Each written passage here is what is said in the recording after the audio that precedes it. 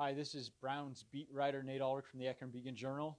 I'm here with Steve Doerschuk, Browns beat writer from the Canton Repository, and we are here at First Energy Stadium. The Browns just got blown out, and we have 3 questions on Twitter about this game against the Los Angeles Chargers.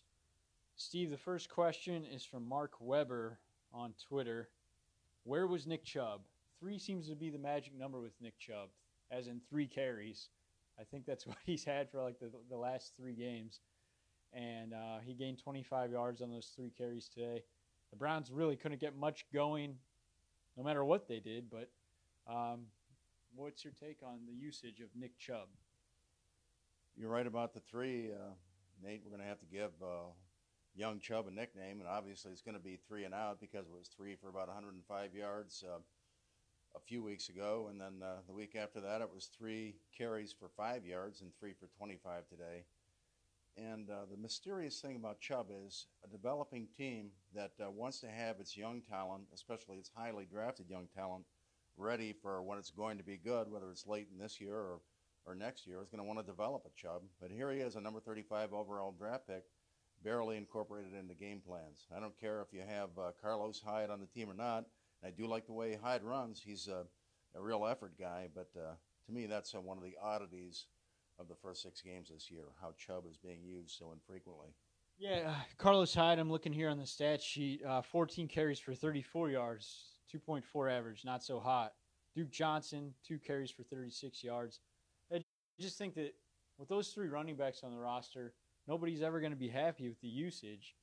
It just seems like, unless the Browns are rolling to wins, which they haven't done, then there's always going to be something to look at and question about the usage of these running backs. But I agree. I think you got to get Chubb more involved.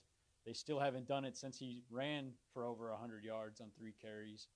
They just keep giving him 3 carries. So we're going to move on to another game planning type question. This is from Todd Sawicki on Twitter.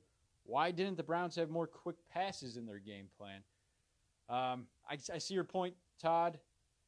The Browns are dealing with an injury-riddled receiving core. Damian Ratley was up for him. He was inactive the previous 2 games. Journeyman Rod Streeter was up for him. He got hurt early in the game, so it wasn't a factor at all. With Rashard Higgins going down with a sprained knee in the last game, and then Derek Willie's a feel-good story from that overtime win against the Ravens, suffering that broken collarbone in Friday's practice. Here we are with a really banged-up receiving core. There's a banged-up receiving core, Nate, and that was a big factor today, and who knows what you're going to be able to do with that quality of receivers, whether it's underneath stuff or deeper stuff, which Mayfield was attempting. One of the key factors for me today, though, was the fact that Gus Bradley, the defensive coordinator for the Chargers, is really good.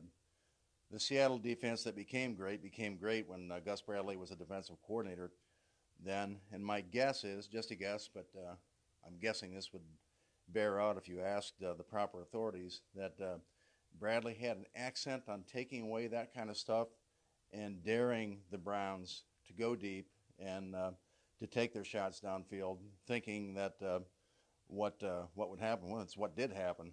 The deep shots were unsuccessful. So I think a lot of it goes to Gus Bradley having a good game plan. All right, the third and final question. This is from D_77. How can the Browns continue to keep Hugh as their head coach? They were not prepared at all. Well, that's up to owners Jimmy Haslam and Dee Haslam, and I'm sure John Dorsey will have input. But, the Browns right now are 2-3-1.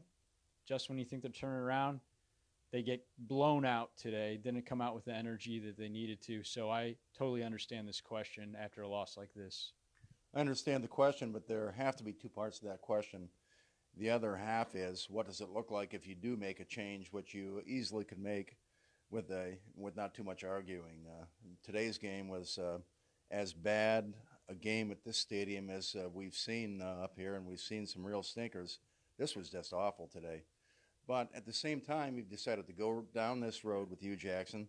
You can't dismiss the fact that they were 2-2-1 coming in and having been competitive against even good teams up to this point. So I'm sticking with my theme that I wouldn't necessarily have gone down the same road that the Haslams did in keeping you in the first place.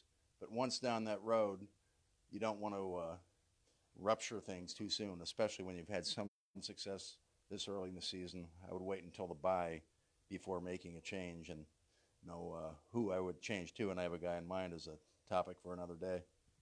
Yeah, and that's still a ways away. The Browns will have a chance to respond to this loss next week at Tampa Bay, and Hugh Jackson certainly needs them to do so. Thanks for watching. We'll talk to you next time.